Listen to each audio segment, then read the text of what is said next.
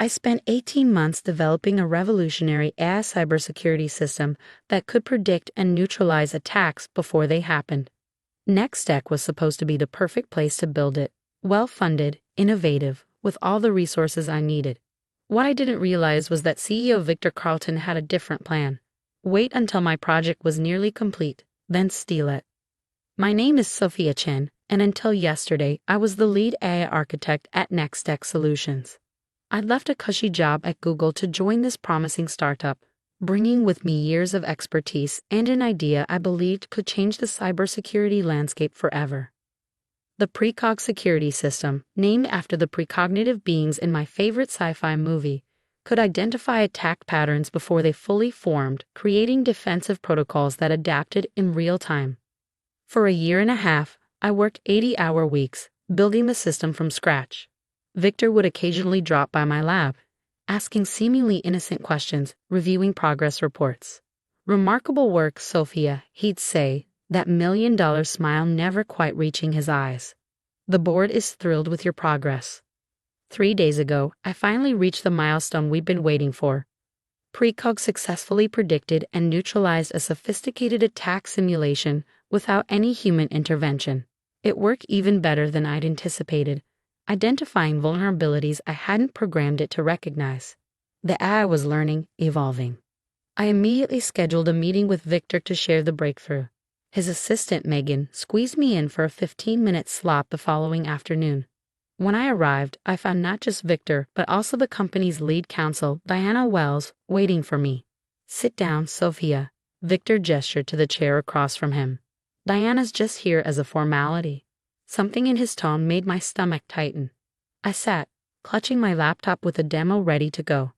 "Before we discuss your project," Victor began, sliding a document across the desk, "we need to address some concerns about your employment agreement." Diana spoke up, her voice professionally detached. "Section 12.4 clearly states that all intellectual property developed using company resources belongs exclusively to NexTech Solutions." Of course, I nodded. I'm aware of standard IP clauses. But PreCog was initiated before I joined NexTech. I have documentation proving. "We've reviewed your prior work," Diana interrupted. "While you had a basic concept, the actual functioning system was developed here, on our time, with our resources." Victor leaned forward, dropping the pretense. "Let's cut to the chase, Sophia. PreCog belongs to NexTech. The board feels your compensation package is more than fair for what you've delivered." "My compensation package," I repeated, confusion giving way to dawning horror. Victor smiled thinly. "Your employment contract has a success bonus clause. You'll receive a one-time payment of $250,000 when PreCog goes to market. Generous, considering industry standards." The betrayal hit like a physical blow. $250,000 for a system that would be worth billions. A system that represented years of my research, 18 months of my life. "Tomorrow," Victor continued, oblivious to my shock, "I'm presenting PreCog to our biggest investors. We expect to secure an additional $50 million in funding. After that, we'll announce our exclusive new cybersecurity product." "You're firing me," I said flatly. "Transitioning you out," Diana corrected. "Effective immediately. With your bonus, of course." "Congratulations, your employment is terminated," Victor said with that predatory smirk I'd seen directed at competitors but never at me. "Our legal team confirms your algorithm belongs to NexTech under your contract." I should have argued, threatened legal action, made a scene. Instead, a strange calm settled over me. They expected resistance, had prepared for it. What they didn't know was that I prepared too. 6 months earlier, I discovered Victor had accessed my secure development server after hours. Nothing was taken, but the intrusion alerted me. From that moment, I began building safeguards into PreCog, not just to protect it from external threats, but from internal ones too. I nodded quietly and handed over my laptop. "Of course, Mr. Carlton. Good luck with the investor demo tomorrow." Security escorted me to my lab where I packed personal items under watchful eyes.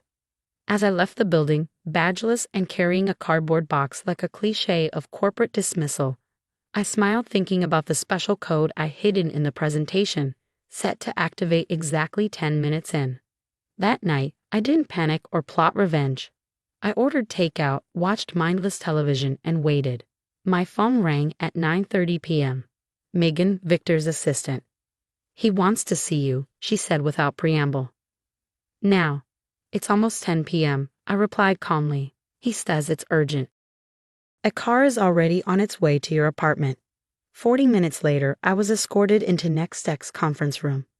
Victor sat alone at the head of the table, his normally immaculate appearance disheveled, tie loosened, hair standing up where he'd run his hands through it repeatedly. "Fix it," he demanded as soon as the door closed behind me. I settled into a chair, deliberately taking my time. "Fix what exactly?" "Don't play games, Sophia. You sabotaged the demo." I raised an eyebrow. "How could I?" "I've been gone for 24 hours. Security watched me clean out my desk.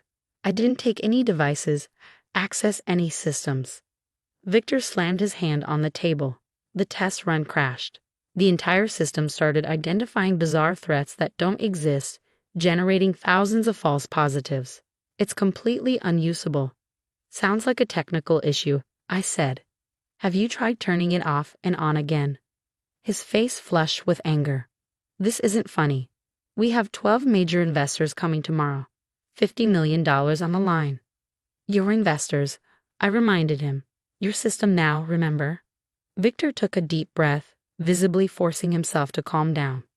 When he spoke again, his voice had that smooth, persuasive quality that had convinced so many people, including me, to trust him.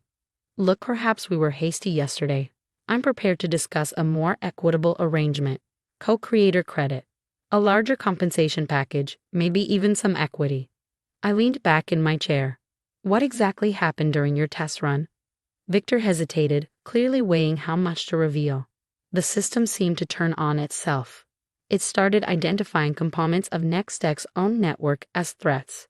Then it began generating reports, hundreds of them, documenting what it called internal ethical breaches.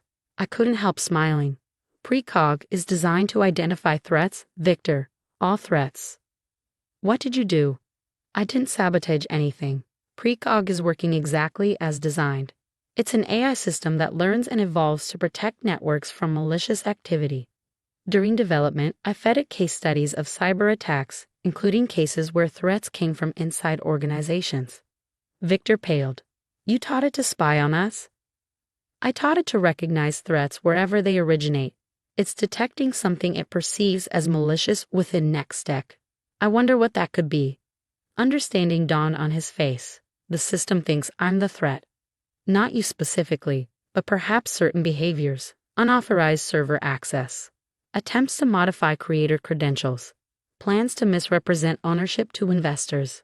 Victor's expression hardened. "You can't prove any of that." "I don't need to. PreCog has been documenting everything for months. Every unauthorized access, every copied file, every modified document. It's all there in those reports it generated, with timestamps, access logs, and recorded keystrokes." The silence that followed was profound. Victor stared at me, calculation replacing anger in his eyes. "What do you want?" "Full recognition as PreCog's creator and primary architect. 50% ownership of all related patents and intellectual property. A board seat to oversee its ethical implementation. And $10 million in compensation for the attempt to push me out." "That's extortion," he hissed. "No, it's negotiation. Extortion would be me sending those reports directly to the investors and the SEC." Victor glared at me for a long moment before his shoulders slumped in defeat.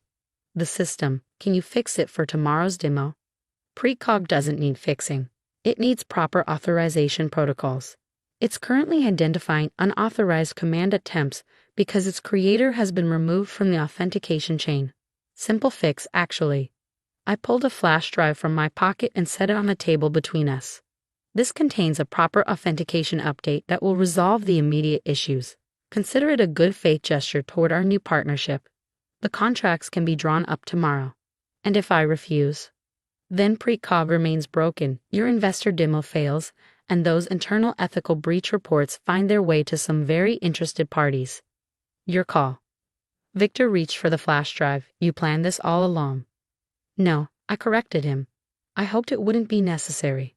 But after finding you in my secure server 6 months ago, I built in protections for the system and for myself. How did you know I'd try to cut you out? I stood to leave. I did know for certain. But PreCog is designed to recognize patterns and predict threats before they materialize. I guess some of that rubbed off on its creator. The next morning, I arrived at NexTech as co-founder and chief technology officer. Victor introduced me to the investors with a strange smile that never reached his eyes. The demo went flawlessly, PreCog elegantly neutralizing every simulated attack thrown at it.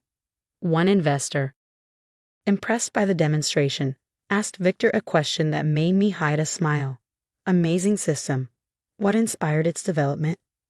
Victor hesitated just long enough before answering. It was actually Sophia's brainchild, her vision from the beginning. NexTech just provided the environment for that vision to flourish. As we fielded technical questions, my phone buzzed with a notification. PreCog, now properly authenticated with my credentials restored, had sent me a private message. Threat neutralized. System integrity restored. Creator protections active. I smiled. The AI was learning faster than I'd anticipated. It had recognized an internal threat and helped eliminate it, just as designed. 3 months later, PreCog's first commercial implementation prevented a major attack on a banking network, saving the institution an estimated $340 million and establishing our system as the new gold standard in cybersecurity. Victor and I maintain a professional working relationship. He focuses on business development where his skills are genuinely valuable, while I lead technical innovation. We're not friends, and never will be, but we've reached an equilibrium that works. Sometimes I wonder if I could have handled things differently, taken legal action instead of building in safeguards. But the truth is, Victor's attempted betrayal revealed something important. Technology is only as ethical as the people who control it. That lesson has become central to how we deploy PreCog. Every implementation now includes robust ethical guardrails and transparency protocols. The system doesn't just protect networks, it protects itself and its users from misuse. Last week, as we celebrated PreCog's successful public offering, valuing the company at $4.2 billion, a junior developer asked me the secret to building such revolutionary technology. It's not about the code, I told her. It's about understanding that the greatest security threats often come from where you least expect them. Build systems that can recognize those threats, adapt to them, and neutralize them without compromising their core integrity.